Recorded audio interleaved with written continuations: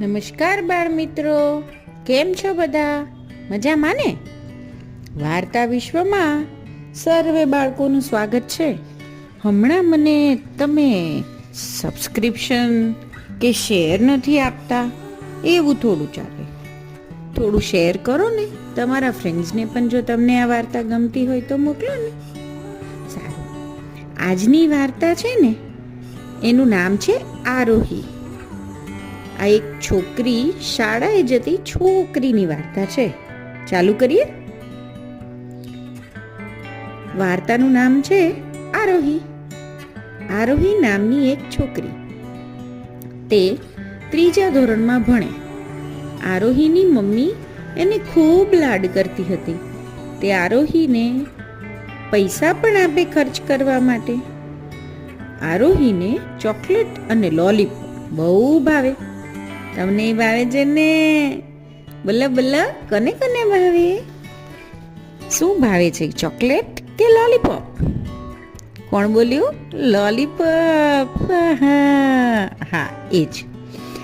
આરોહીની mummy એને રોજ કહે, જો આરોહી ચોકલેટ ખાઈશમાં દાંત ખરાબ થાય, અને લોલીપોપ કે કેન્ડી તો ખવાય જ નહીં, તેનાથી પેટમાં કીડા થાય. આવી શિખામણ એને રોજ મળ્યા કરે. આમ છતાં એ ચોકલેટ અને લોલીપોપ ખાવાનું છોડતી નહીં. આથી એની મમ્મીએ એને ખર્ચ કરવા માટેના પૈસા આપવાના જ બંધ કરી દીધા. એકવાર આરોહી નિશાળે જવા તૈયાર થઈ.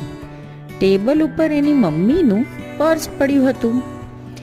આરોહીએ ધીમેથી પર્સ ખોલી એમાંથી 5 રૂપિયાનો એક સિક્કો લીધો અને પર્સ હતું તેમ પાછું ટેબલ ઉપર મૂકી દીધો. જેવો તેણે બારણા આગળ બહાર પગ મૂક્યો કે તરત જ મમ્મીની શિખામણ સંભળાઈ, આરોહી ચોકલેટ ખાઈશમાં દાંત ખરાબ થાય. આરોહીએ વાક્ય પૂરું કર્યું. આરોહીને મમ્મી બંને હસી પડ્યા. મારી દીકરી બહુ ડાઈ છે કહીને મમ્મીએ આરોહીના વખાણ કર્યા ને આરોહી નિશાળે ગઈ.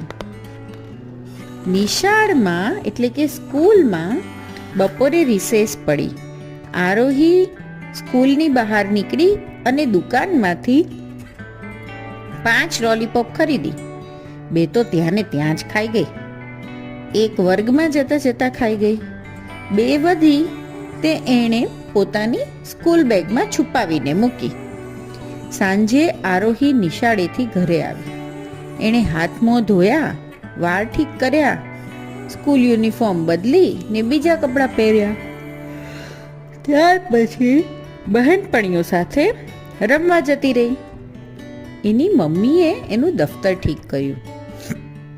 દફતરમાં 2 લોલીપોપ હતી. મમ્મીએ એ કાઢી લીધી. રમીને આરોહી ઘરે આવી. સાંજનું જમવાનું તૈયાર હતું. સૌ સાથે બેસીને જમ્યા. ત્યાર પછી આરોહીની મમ્મીએ કહ્યું, આરોહી હવે હોમવર્ક કરવા બેસી જાઓ બેટા. આરોહી હોમવર્ક કરવા બેઠી. એણે દફતરમાં લોલીપોપ શોધી પણ મળી નહીં. આરોહી સમજી ગઈ. આરોહી આવીને મમ્મીના ખોળામાં માથું મૂકીને રડી પડી. રડતા રડતા કહે, મમ્મી હવેથી હું લોલીપોપ કે ચોકલેટ નહીં ખાઉં. તને કયા વગર પૈસા નહીં લઉં. આરોહી ની પેટે હાથ ફેરવતા ફેરવતા મમ્મીએ કહ્યું, દીકરી હવે હું તને એ વિશે કશી શિખામણ નહીં આપું. મારી દીકરી બહુ ડાઈ છે. તો ક્યારેક વગર બોલીએ પણ ઘણું બધું સમજાઈ જાય છે. તમારી સાથે ક્યારેય આવું થયું છે? તો નીચે કમેન્ટમાં મારી સાથે શેર કરો. Okay, good night બચ્ચાઓ.